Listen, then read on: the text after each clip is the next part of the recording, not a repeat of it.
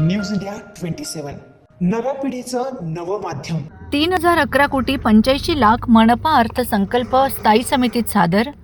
अभ्यासासाठी सदस्यांची मुदतवाढीची मागणी. नाशिक महानगरपालिकेच्या स्थायी समितीच्या पहिल्या विशेष सभेत 2026-27 या आर्थिक वर्षासाठी तब्बल 3011 कोटी 85 लाख रुपयांचा अर्थसंकल्प सादर करण्यात आला. मनपा आयुक्त मनीषा खत्री यांनी हा अर्थसंकल्प स्थायी समितीचे सभापती मच्छिंद्र सानप यांच्याकडे सुपूर्द केलाय. आगामी सिंहस्थ कुंभमेळा लक्षात घेऊन अर्थसंकल्पात विशेष तरतूद करण्यात आली असून नगरसेवकांच्या प्रभाग विकास कामांसाठी ही निधी नियोजित करण्यात आला आहे. सिंहस्थाशी संबंधित कामावर मोठ्या प्रमाणात खर्च अपेक्षित असल्याचे प्रशासनाने स्पष्ट केले. दरम्यान स्थायी समितीतील सर्व सदस्य नवीन असल्याने अर्थसंकल्पाचा सविस्तर अभ्यास करण्यासाठी अधिक वेळ द्यावा, तसेच सार्थक चर्चा होण्यासाठी आणखी 1-2 विशेष सभा घ्याव्यात अशी मागणी सदस्यांकडून करण्यात आली. सभेची सुरुवात सकाळी 11:33 वंदे मातरम आणि महाराष्ट्र गीताने झाली. सभेला सर्व सदस्य उपस्थित होते. स्थायी समितीची मीटिंग झालेली आहे. तुमच्या दोघांचं मनापासून अभिनंदन करते की पहिल्याच मीटिंगला आपण बजेट सादर केलंय आणि तो मान आमच्या स्थायी समिती सभापतीला मिळालेला आहे. तुमच्या दोघांचं मनापासून खूप खूप अभिनंदन.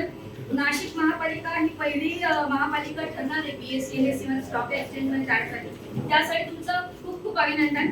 पण फक्त प्रश्न एवढा एकच आहे की आता हे जे बजेट सादर केलेलं आहे, आमचे जवळपास 5-7 नगरसेवक सोडले, तर सगळे नगरसेवक नवीन आहेत आणि त्याच्यामुळे त्यांना या बजेटवर जरा अभ्यास करावा लागेल आणि विस्तारपूर्वक चर्चा आपल्याला करावी लागेल असं माझं मत आहे. तर स्थायी समिती सभापतींनी सांगावं की बुवा आम्ही सगळेजण अभ्यास करून परत पुढच्या वेळेस एखादी मीटिंग घ्यावी आणि त्या मीटिंगमध्ये आपण व्यवस्थित विवेचन करूया. सर्वांमध्ये आपलं अभिनंदन.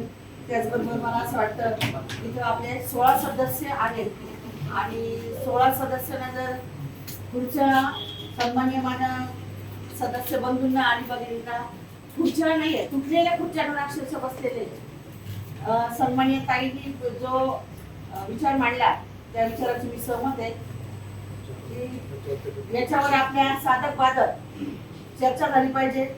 जे मुख्य जे अधिकारी ते अधिकारी आपण 16 सदस्य आणि सन्मान्य आयुक्त मॅडम याचं असलं पाहिजे.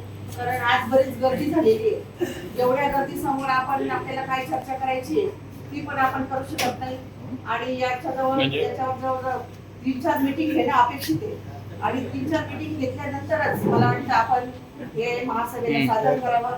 खरं तर मागचे 5 वर्ष आम्ही बजेट सादर करायला होतो, परंतु ऐकल्यावर तुमचं खरंच मनापासून धन्यवाद करतो का अतिशय चांगल्या पद्धतीने तुम्ही आज जे काही बजेट आहे अतिशय चांगल्या पद्धतीने समस्येला समजेल असं समजून सांगितलं.